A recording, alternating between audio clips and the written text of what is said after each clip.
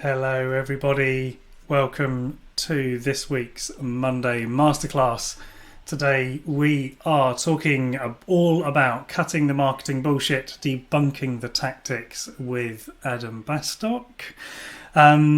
So to get us all warmed up, please do put into the chat where you are dialing in from, which is a phrase I've managed to pick up from somewhere. I don't know where it is, but I keep saying it at the beginning of all the calls and all the sessions, and I think it's reminiscent of the early noughties conference call, if anybody has memories of those, dialing into a Cisco WebEx or something like that. So I'm currently in sunny Brighton. The sun is still out. It's still happening. Where are you joining us from, Adam? I'm from a sunny-ish Glasgow. It's a bright cloud, which I'm going to class as sun. So yeah, it's about as close as it gets. Nice. Good stuff. Good stuff. So yeah, do let us know where you're joining us from in the chat. If you're able to do so, that'd be great. I'm going to give it another minute or so, just there's a few more people joining, I can see. Lucy is on the line from the shed office. Good times. Down in the New Forest, excellent. I hope the sun is shining down there as well. Excellent. Yeah, they can see everybody coming through as well. So we'll be getting started with the conversation shortly. Thank you very much for joining us.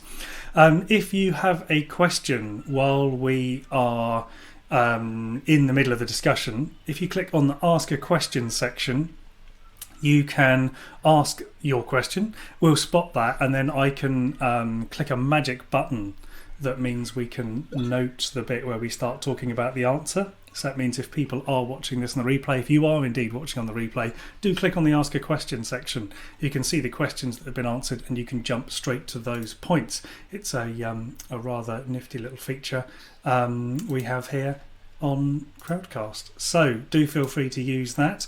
So I think we will get started just as a few more people join us. So yeah, thank you very much for joining. Today is going to be all about, we're going to be talking about naff marketing tactics, about pressure selling, about nonsense SEO, about analytics, and lots of other topics I'm sure we will get round to.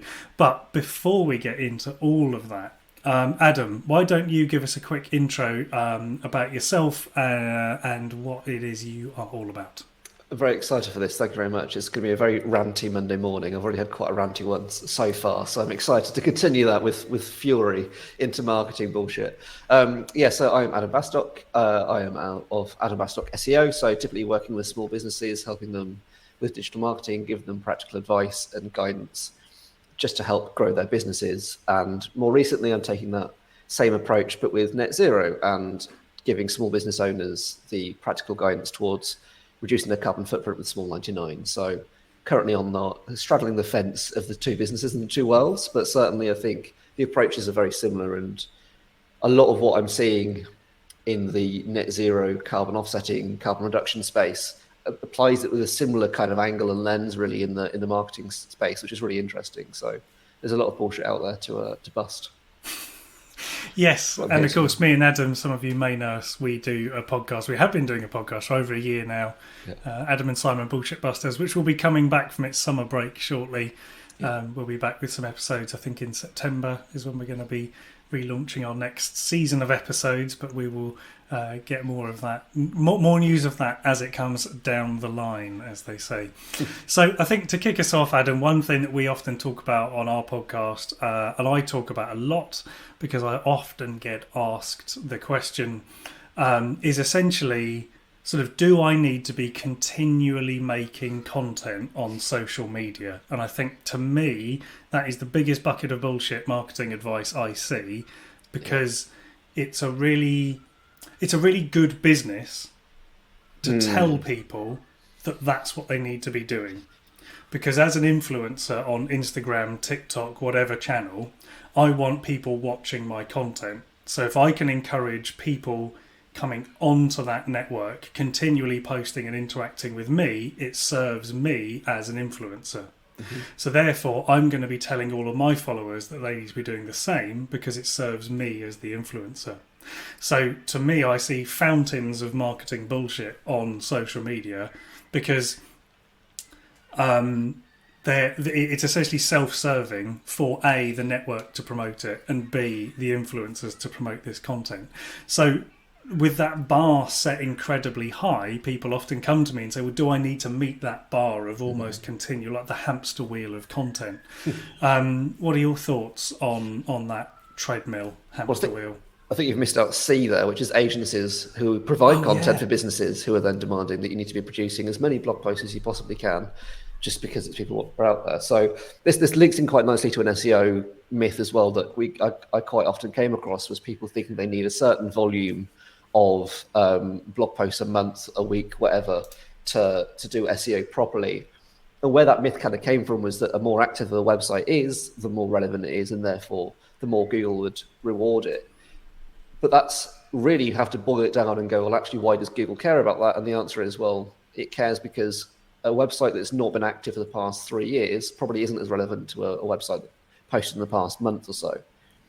And therefore, you have to go, okay, well, what does that mean? What is Google looking for? And it's going, does the customer actually care about, is this going to be a good experience for the customer because the actual business is alive and kicking and active? So that's where you have to really dial it down to go, so what does the customer actually care about, and what content would they like to read and consume, and can I just create one piece of content and update that in order to get the same effect, really? So bit of a tangent, but bringing it back to the actual question, I think there is this expectation and this anxiety out there about constantly needing to produce loads of content. And I think really the answer is, if you've got a content team and you've got loads of cash, then sure, do it, because eventually some stuff's going to stick. But if not, you are just shoveling stuff against the wall. Instead, just think about what your customers actually want and produce that and be very specific about it. I'd far rather see a company produce one fantastic blog post a month than produce 5 mediocre ones. Or even once a quarter. It doesn't have to be even a monthly measurement, which seems to be the common way that people measure it. I think it is about quality and quantity, and really having permission to go, do you know what, if you don't put a LinkedIn post up this week, no one's going to start crying that you've not given them an update. Like, I'm sure they'll manage for a couple of days while you get your stuff together and put out some good content instead. So and I guess there's this balance, isn't there, between wanting to put out a lot of content, because I think the sort of signals from the networks, from the social networks, are that you need to be doing it. But the sort of official guidance, if we can even call it that, from Instagram is that you actually only need to post about 3 times a week on your feed to maintain visibility. And I think one crucial thing that is often overlooked in all of the advice I see and listen and see around is that the clue to social networking is in the name. It is social. So if you're not on there interacting, if you literally, what I call seagull posting, you come in, flap around, make a whole load of noise, and then go. But no one's going to listen. It's like turning up at a party, running in the door, saying like, hey, and then running away and hoping that everyone remembers you.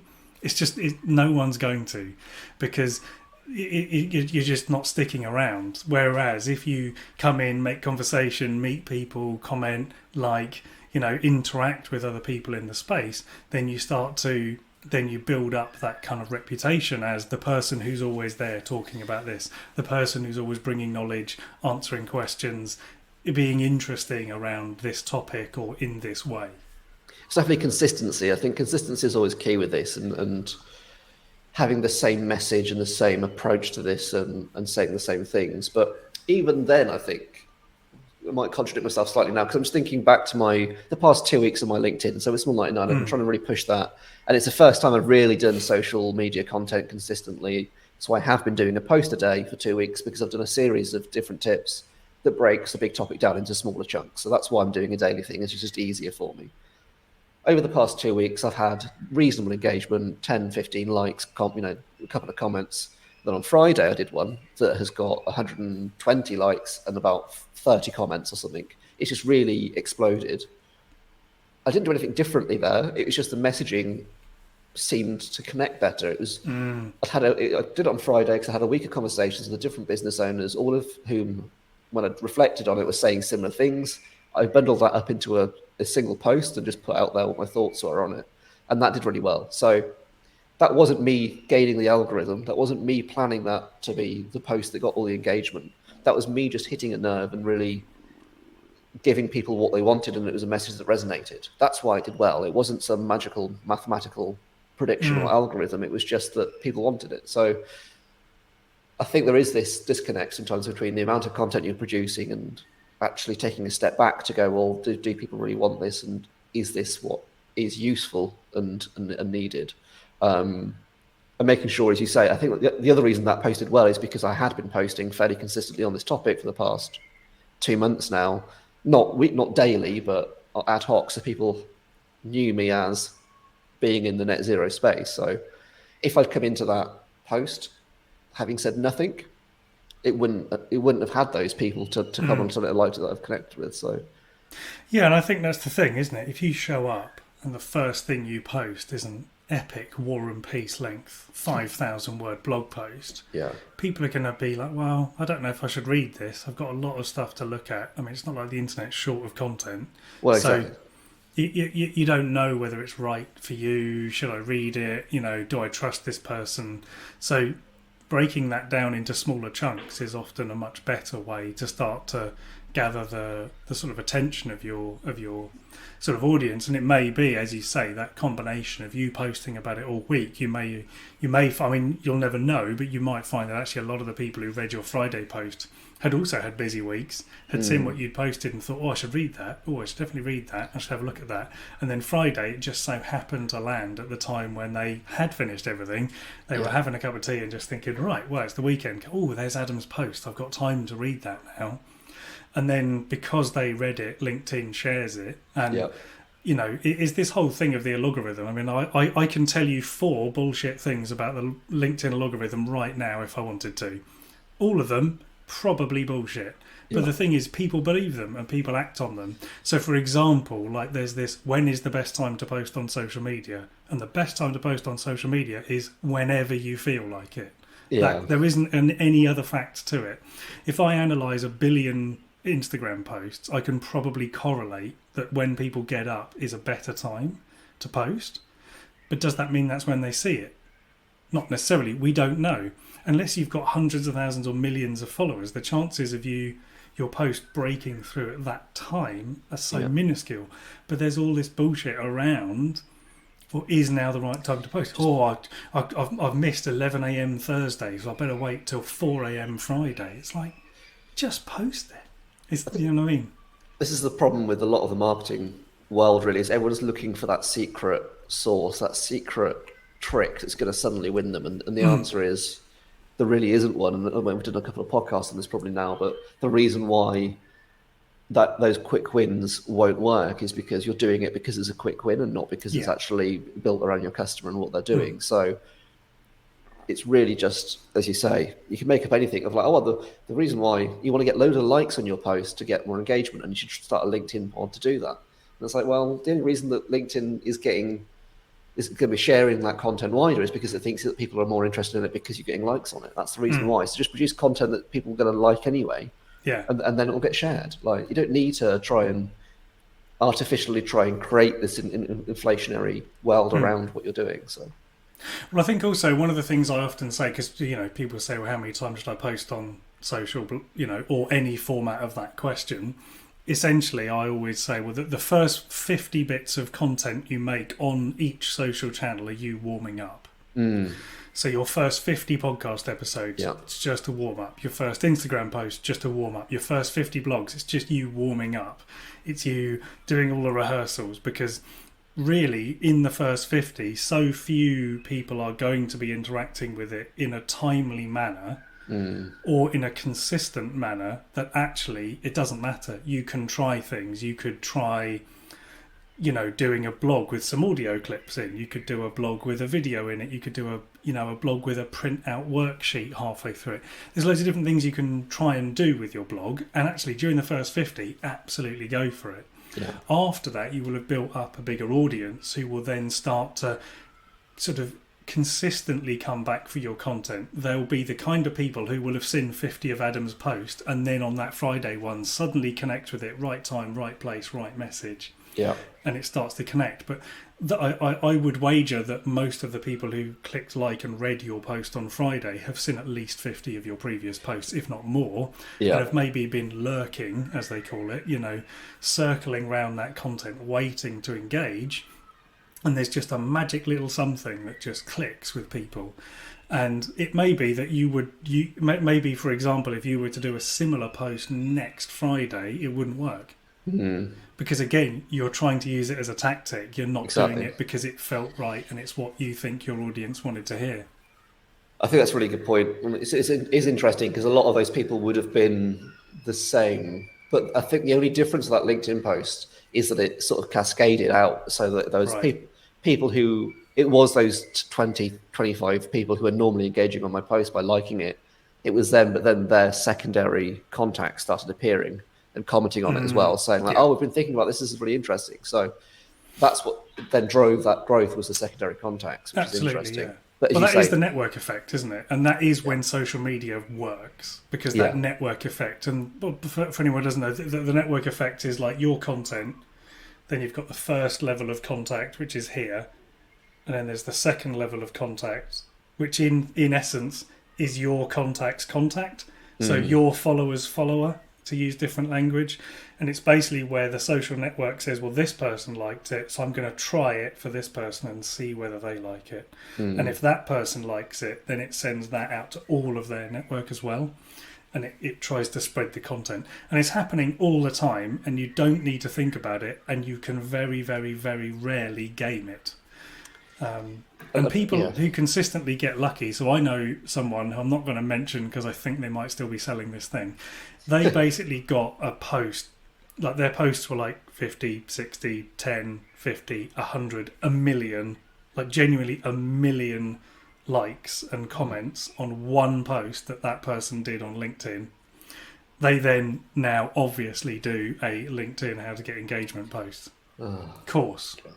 Because, of course, they're selling you the magic beans that might grow into a beanstalk. However, they might just be beans. That's the problem, isn't it, with a lot of these things, is like you'll get someone who's ticking along, they get lucky, they have a Adam's Friday afternoon magic combination, it goes, skyrockets into the hundreds of thousands of millions. They've then got the social proof to say, well, I got 1 million followers by posting at 3:33 on a Tuesday. You can do the same with my $97 course. I think that's one of the things, looking back at the post that I did fairly well, it was just, it was a last minute, I just had a moment of clarity and just typed it out and just chucked it up there. Amazing. It was the complete opposite, where the previous week I've probably been thinking slightly more about what do I want to put in this? How do I want to design the graphics for it? Do I have an image? Do I have a link? And, I was thinking about it slightly more. So I think it just come back down to the reason why it worked wasn't because I'm, a LinkedIn superstar. It's because I just happened to say the right thing to the right people at the right time. And as long as you try and focus on that and just try to understand your customers and think about what they're, not only customers, but your audience, what are they concerned about? What do they care about? And what do they want to hear? Just say that. And then people like to get what they like to hear. Yeah. And I think that is really great advice. I think it is being true and thinking of your customer first before the algorithm, before the network, before what you may have heard from your grandson's milkman's uncle's brother's dog who says they post on Twitter all the time. It's like, always think of your audience first.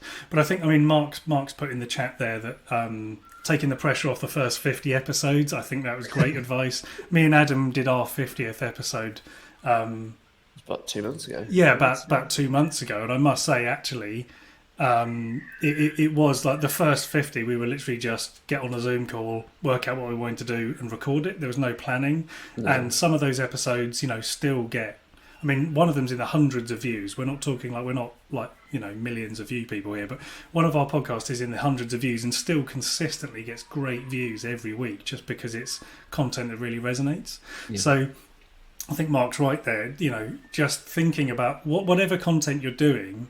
I think the key is to use or keep in mind perhaps a phrase that that I've been taught through some training I'm doing, which is prolific beats perfect. And it's that, and the example they use is all of the songs that the Beatles wrote. There are hundreds, but we only know and we only listen to the ones that got to number one generally, right? So it's that thing. And you look at Dolly Parton, she's written hundreds, if not thousands of songs, perhaps. I think she's one of the most prolific songwriters ever. But when you look at the songs that actually make her money, it's like a handful. I think it's 12 songs that make her money. All the rest of them are just for the fans. Yeah. So I think if you think about it like that, in terms of you just put stuff out there and put stuff out there, and your audience will tell you what they like. You know, your audience will pick your 9 to 5. You know, they will pick that mega hit that will be played forevermore. Yeah. But you can't write it knowing it's that. Yeah. And almost the songs that you put too much effort into, songs, I should not use songs, the content you put too much effort into will probably not land as well because it will feel too forced. Yeah. You know, as you've shown, the post you put together because you had a sort of, you know, a moment of clarity, as you put it, I think is really encouraging. So I think there are some sort of key elements to good content that are always important to have. And one is that I think it's either useful, interesting, or entertaining. So it's either something that your audience want to know about. So maybe like, well, actually, I think this would be useful for my, it's like, what do I wish the people coming to me already knew before they spoke to me? That's great content. That's a great way of thinking about it. How many emails have I had this week with the same question in? Well, that's kind of, not to spill the beans behind the podcast, but that's quite often how we came up with the topics, was just what are the common questions of that week would actually been asked. And, people have been asking about MailChimp and Klaviyo quite a lot. So it was then suddenly let's do an episode on it, and it did quite well. So I think it's really just, you don't need to try and, as you say, game the system or think of any content acquisition strategy. Is purely just what are people asking you and what do you want them to know. Because also if you're creating videos and stuff like that, that means that they don't have to ask you those questions. You can just point them in the direction of your YouTube channel to get on with it. Yeah, exactly. And I think that's the thing. Like part of the reason we started doing the Bullshit Busters podcast was because we wanted videos to be able to send to people when they asked us, Adam, how much do I spend on SEO? It's like, well, I'm not going to write you the answer, but here's a great fun YouTube video where we talk about the answer. Yeah. All of those things with all those questions, it just helps. So if you imagine you're sat there now as a coach and you're thinking, okay, everybody who comes to me wants to know how many sessions do I need to get to this point? Now, it may be that you can't give an answer. You can't say you need 8 sessions, but you must have an answer that you give in response to that question. There's a great blog post. There's a great podcast. There's a great video. There's some social media posts. You can definitely repurpose. And I think to sort of maybe start to loop back round to a couple of solutions, because we've spoken a lot about some bullshit, but let's give people some helpful. Yes, to be helpful and make some helpful content that's useful, interesting, and entertaining. I think it is that thing of saying, well, actually, do you know what? I'm going to put this out as a blog post, then I'm going to make it as a podcast, then I'm going to record it as a video, then I'm going to put it on Instagram, and all of that is worthwhile and will work, but it's only going to work for you if your audience are hanging out on those channels. Yeah. So one thing a lot of people ask me, and I believe you as well, Adam, is, well, which social channel should I be on? Yeah.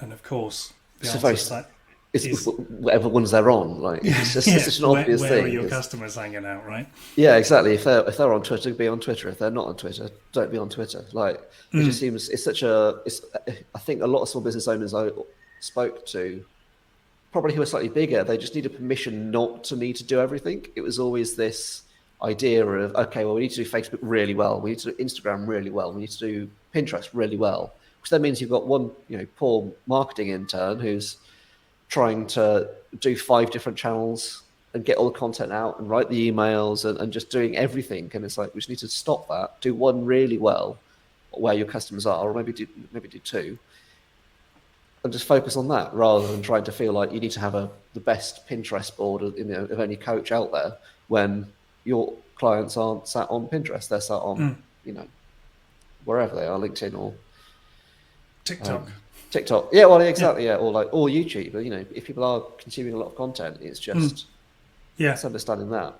And I think it's just such a damaging and pervasive approach. I think this idea that you need to be doing everything all of the time when you need to be doing a few things really well.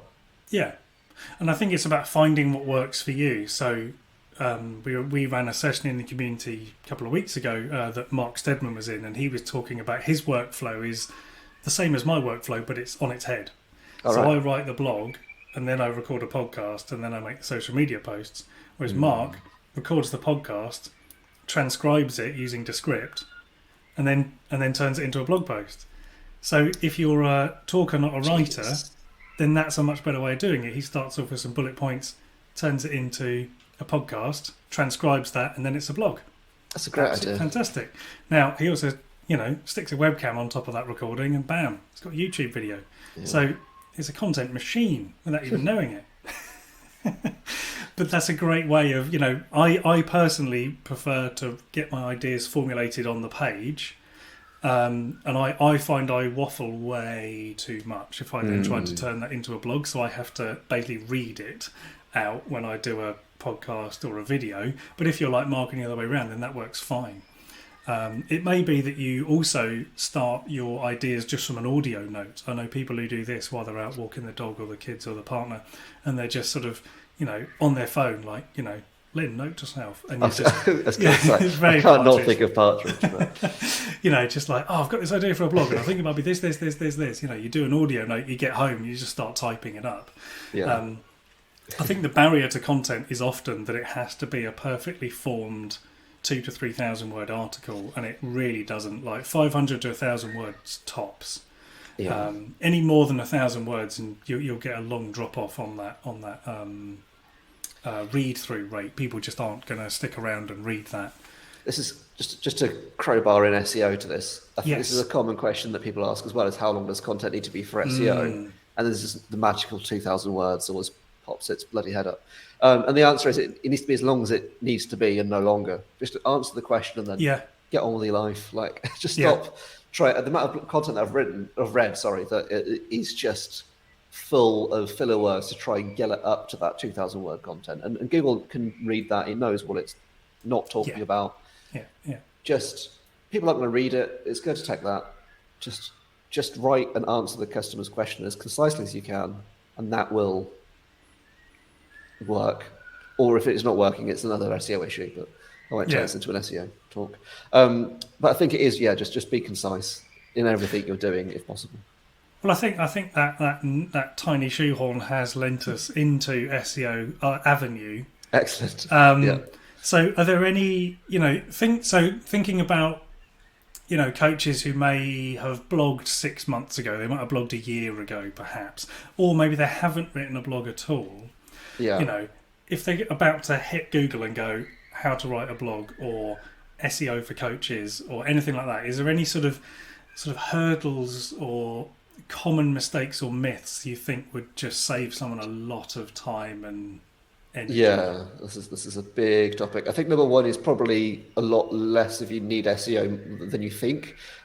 Typically your audience is probably going to buy you. It's going to purchase your services based on the fact of your personality and knowing you and building that trust element rather than just finding you through an SEO post. SEO is great for things like e-commerce and for high volume businesses, but if you only need 10 clients a month, or even 50, you can normally do that through networking rather than needing SEO. Second one is that SEO for smaller client websites isn't going to be a technical issue. So if you're running on Squarespace, if you're running on Wix, even now they've made a lot of improvements, dare I say it. If you're running on any other kind of fairly small platform, technical isn't really going to be isn't going to be the issue. I think it's going to be the issue is one, competition. There's going to be a lot of established competitors out there who have just been in the game longer, who have done it better for longer, and you're going to be up against them. And secondly, is going to be links and authority. Is they're going to have far more links. That is what gives them the power to rank for those terms.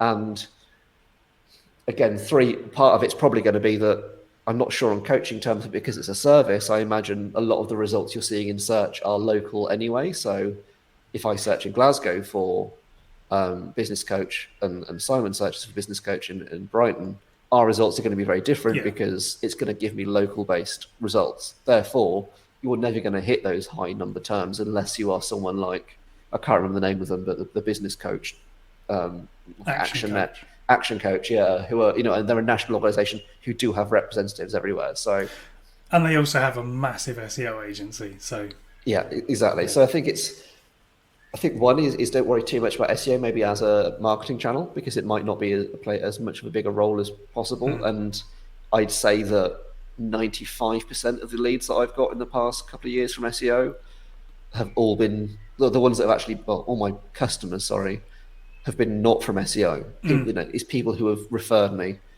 Yeah. All the worst leads I've got that are just time wasters have been through people who found my website online. But I think one thing to sort of loop back to your point number 2 about, other coaches in the market who may have been blogging for longer and, they've got more links, they've got more backlinks into their blog. They've just got a bigger website when you view it as a big collection of blogs. Well, that, I think, leads back to my earlier point of that prolific beats perfect. If you are regularly, consistently showing up with blogs, you will eventually, over time, start to show up for that topic, for those terms. So one thing that we found worked very well when making content is if you're answering a question, don't overcomplicate that blog. Just say, so for example, how much should I spend on SEO is our top viewed podcast episode. Oh, really? And the reason for that is because that is what people type into Google as a question. How much should I spend on SEO? Go. Yeah. And when Google thinks it's relevant, it will put our video, our podcast, our blog version of that up as the number 1 result. And we get clicks, we get discovered just through people searching that question. So if you think about your coaching clients, what are the questions they're coming to you with every week, every month, probably before they become clients, in that discovery phase, and creating content around those questions is going to help you get discovered. And almost the less you try to influence that, the better it will do, because Google will really see it as authentic content that wants to help rather than sales content disguised as useful content. Yeah. And I think another thing, though, I would probably say is try and answer questions that are slightly less well answered already. So if you're thinking about writing a blog post on, I don't know, what is coaching, it's probably not worth it, because that question will have been answered quite well by a lot of other people already. Things like, how much should I spend on SEO, is a topic that most SEO agencies probably aren't writing about, because they want to tell you the answer.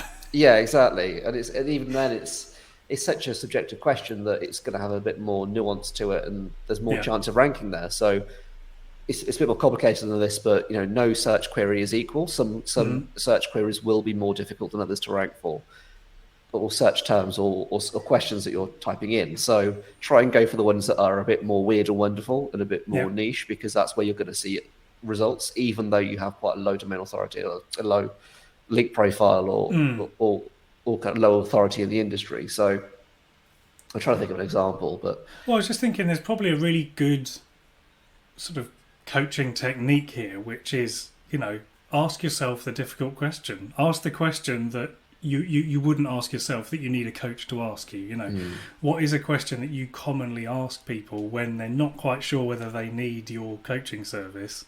Make that as content, because someone typing in, do I need a coach? Or like can coaching? I'm trying to think of one that isn't too generic, but it would be essentially, a question that is a slight challenge that maybe you find difficult to answer consistently.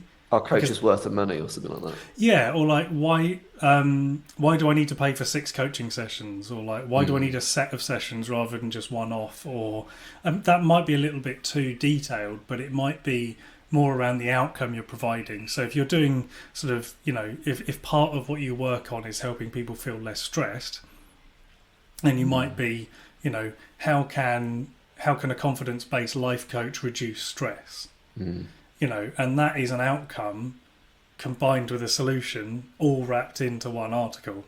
So then when people are saying well, how do you actually help me reduce stress?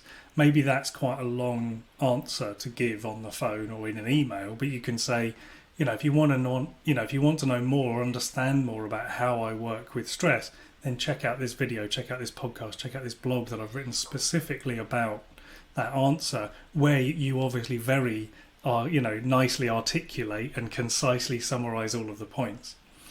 And that can be a great way for getting people to kind of spend more time with you.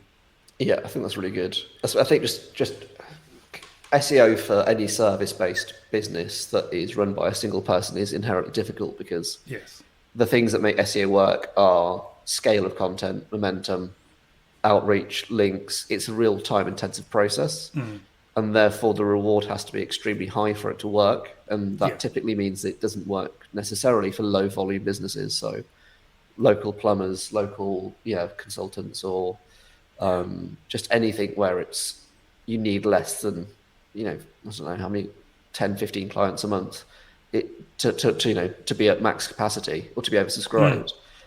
It's just not worth investing in SEO necessarily. You're better off investing your time elsewhere. So I still think it's worth making the content, but it's not worth making the content as an SEO strategy. I think exactly. That's what we're saying there. It's like you just make the content in order to educate, entertain, and inform your clients. And there's a chance it will rank. And the SEO is a secondary benefit of that. The SEO will come.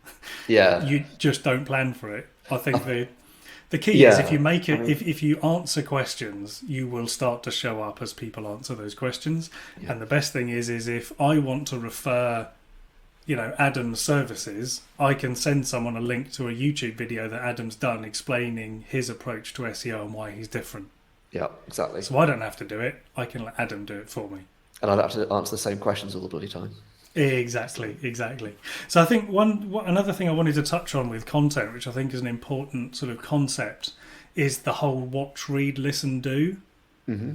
So when you're thinking about content, because obviously what we're talking about here is people saying, like, you've got to be on Instagram all the time. You've got to be on TikTok every day making videos that are funny. They're dances, they're trends, they're this. It's like you don't need to do that.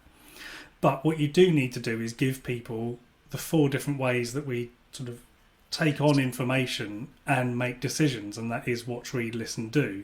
So what can I watch, what can I read, what can I listen to, and crucially, what can I do? And I think the do bit is something that coaches in particular may sort of shy away from, because they kind of feel like, well, they're getting clients to do the work without being paid for it. And I think obviously you wouldn't want to offer all of your coaching questions as blog content, but maybe getting someone to try, sitting and considering a breathing exercise, or posing a question that might make them think about something in a different way. That's a do, but that could be sort of your jumping off point for that. Could be a video, it could be a podcast, it could be a blog, or it could be all 3, but you might get them to do something. And the important thing about do is it just gently shifts their understanding from being, I was thinking this one way, then I read this blog, watched this video, listened to this podcast, and actually it's just shifted my thinking over here, and now, so they may have gone from completely unaware that there is a solution out there to their problem to flipping to be like, oh, do you know what? I didn't even realise I could think like that. I didn't realise I could feel, breathe, do whatever that you do with your coaching. And it's at that point you're like, oh, I wonder if they've got any more of these blogs or this podcast, Is there more of this? I'd like to know more. Now, some people will go, no, it didn't work at all. That was rubbish. And that's fine. They're going to move on by. We don't need to worry about them. But for those people who it does grab their attention, they're going to come back, and they are then going to want, essentially what they want is a phrase I use quite often, they are going to want access to the Netflix of you. They want to just be able to watch 5 seasons of you talking about the same stuff. They want more of that thought process. How do I get from here to there? How do I get in there? More? And those people will fast track from episode 1 right the way through. And we've had people join our community who have done just that. They heard us on a podcast, they clicked join, and they're now members. We've had people see blog posts, we've had people see LinkedIn posts, respond to LinkedIn messages and just be like, oh yeah, I'll check out that podcast episode. Click, We've had people watch these sessions, then click the button, join the community, and they're in. It does work, and that's not because we're doing a sales pitch. It's because we're gently getting people from over here to over here. We're just gently flipping that, thought from unaware to aware.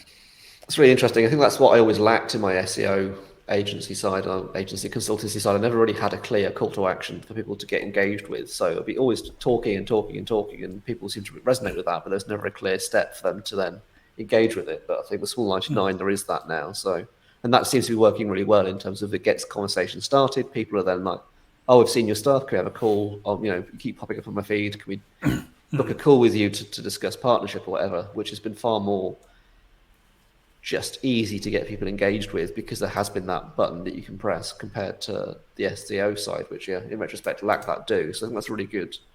I hadn't really thought of that. That's a very good one. Yeah. Well, no, it is an interesting one. It's just that, and I think the key with the do is that it shouldn't be a sell.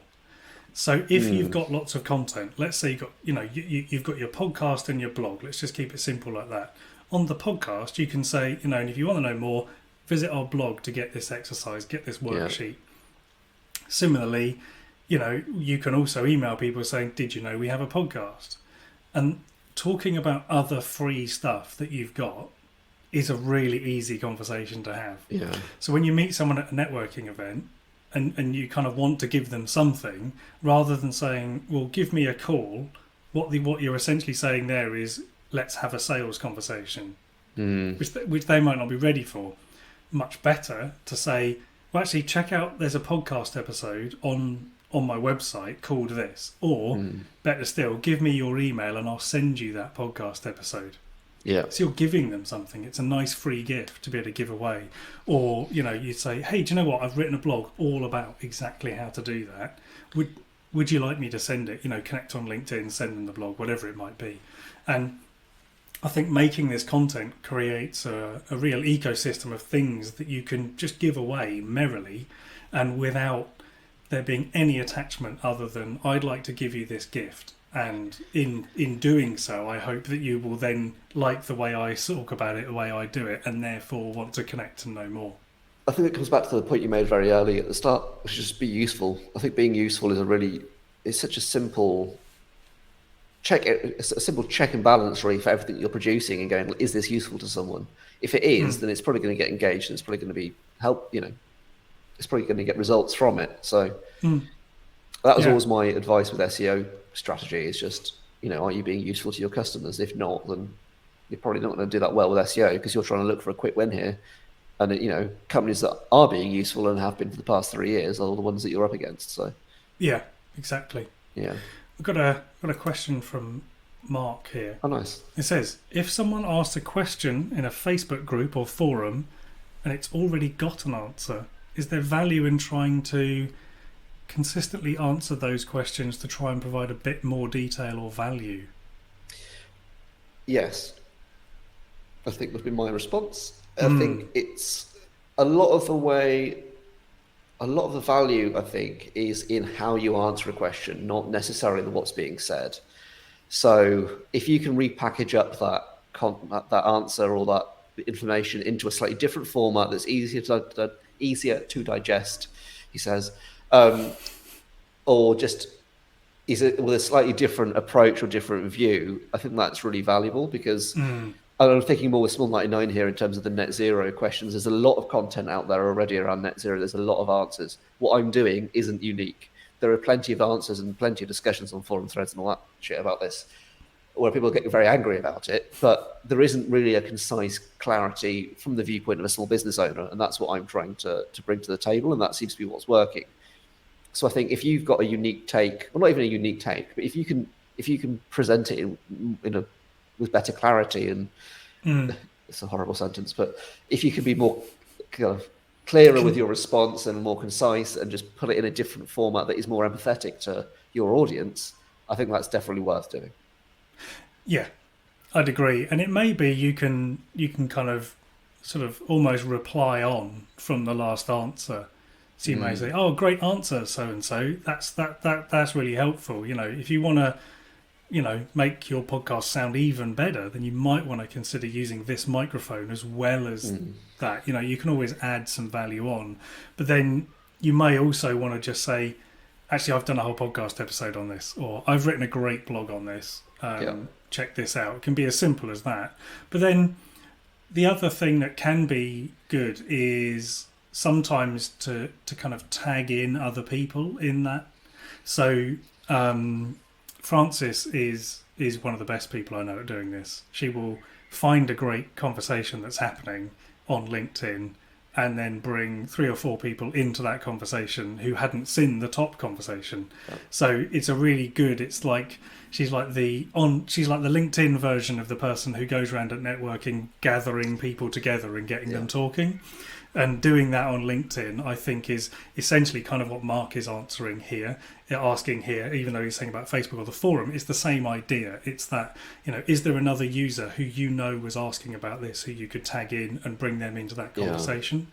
But also, I think Adam's right. It's like if you can add more detail, if you can add more value, then yes, it's definitely worth being there because especially on something like Facebook where there's the thumbs up, if you can, even if a couple of people thumbs up your answer, then when Facebook is truncating 50 replies, it doesn't necessarily only show you the bottom reply.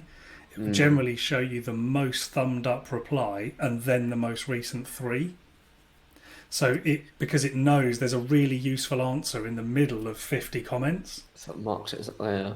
So it knows that those people, like especially if it clicks on, if people have to click read more.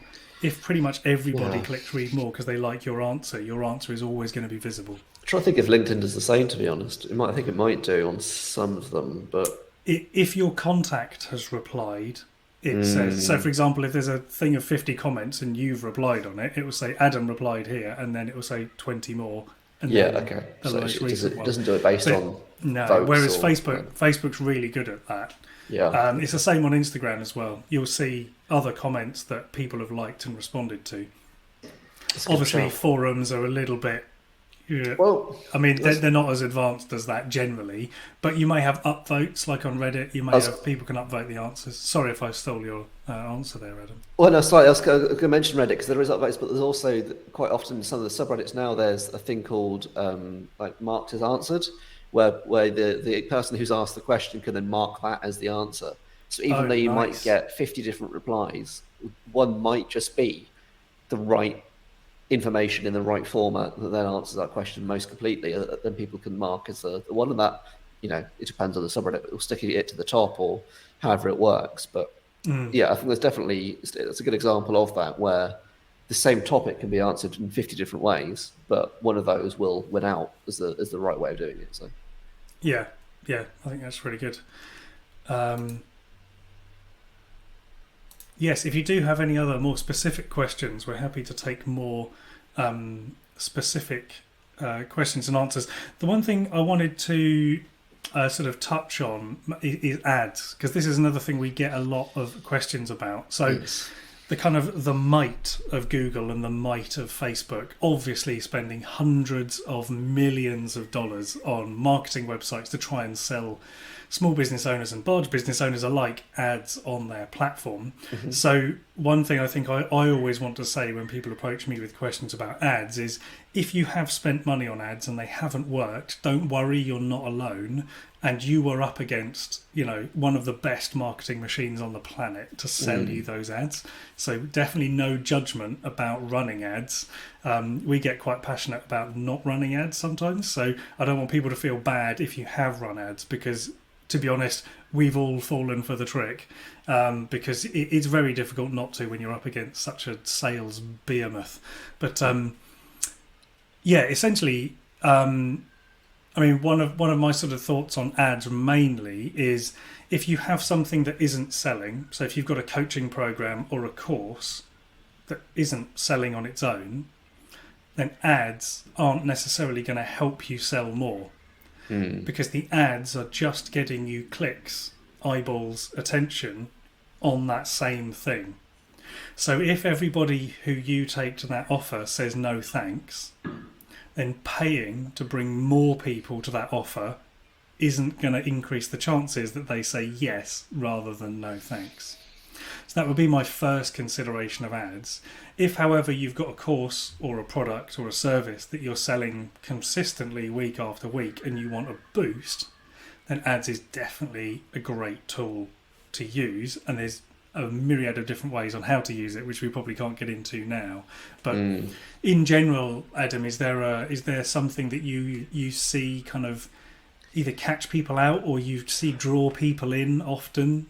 I think I think it goes back to what we said earlier about people looking for a quick solution. So it's that problem of, I've got a thing, it's not selling, I want to sell it. I can pay Facebook £10 a month to then sell it to other people. And that sounds great in theory, but it's just completely missing where the people that you're advertising to actually are on their journey. And, if they're not heard of you, they're not ready, they're not aware, they've not even got a problem. And that's, I think, one key definition between, say, Google and Facebook is, with Google Ads, you can define and identify problems people are searching for and give the answers there. Whereas on Facebook, you're just throwing it out there to people at a much more broad level. You can sort of refine it down a little bit, but still it's quite broad. So I think that's the first thing, is considering if you are going to do advertising and you have got a product that is selling already and you want to scale it up. And that is the key here, is I think that advertising is great at increasing the scale. And therefore you need to have a process that will scale with that, because, you can quite easily go to Google and get 100,000 people a month onto your website if you've got the budget for it. But are you going to be able to deliver that at the same time? And if not, then you need to build that into your considerations on whether you're ready for advertising or not, or do you need to, in fact, build a bit more of the infrastructure out within your business. And I think that's where e-commerce, again, is quite a good example for this, because you can quite easily define down, someone sees something on Instagram, they like the look of it, but they don't really know what it is. Maybe they Google it, then they find your ad there. Then they do another, they Google what is a lawnmower.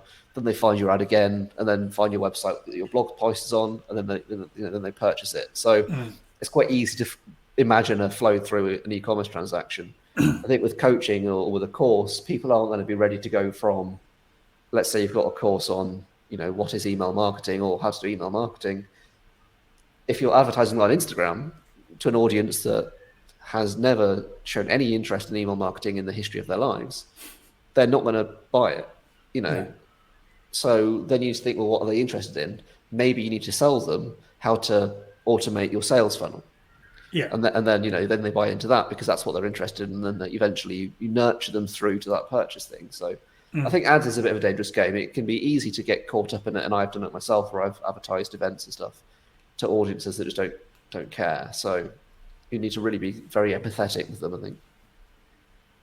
Well, I think also it's a case of it's easy to get drawn into the ads machine, but unless you've got a clear outcome or you've got a clear path, a conversion path to follow, and it's already working, then ads generally aren't worth to do. But there is an enormous amount of bullshit out there about ads and how successful they are, and people screen grab saying, I ran £12 of ads and I got $37,000 of. It's just like, I'm sure you did, because you've warmed up that audience for the last 12 months, and maybe you had a 37,000 wait list and you offered it all to them for £1, so you made 37 grand. We didn't see the ad, we don't know the audience. It's a classic, hype machine, ads. But there is, as with a lot of things, there's a lot of money in telling people that there's a lot of money in running ads. Yeah. And I think they're not wrong, but I think you just need to make sure that you are at the right point and that your business is ready to be. I think you need to have a machine to plug into the advertising machine. Yes. If you've not got a machine, if it is just you as a consultant, then don't bother with ads. And I think, don't bother with SEO either. Just go talk to people. I think it's probably the answer. Yeah. At least that's what I think probably as a sort of brief summary, that would be mine. It is that sort of, create content that answers the questions, that's easily shareable, help people make that recommendation with your content. So if someone's going to refer you, if someone's going to recommend you, make some content that makes that process easier. It answers some questions, and ultimately, I think you've got to just put yourself in your client's shoes and think, right, if I'm going to ask Adam a question, what am I going to ask? If I'm going to ask me a question, what question is that going to be?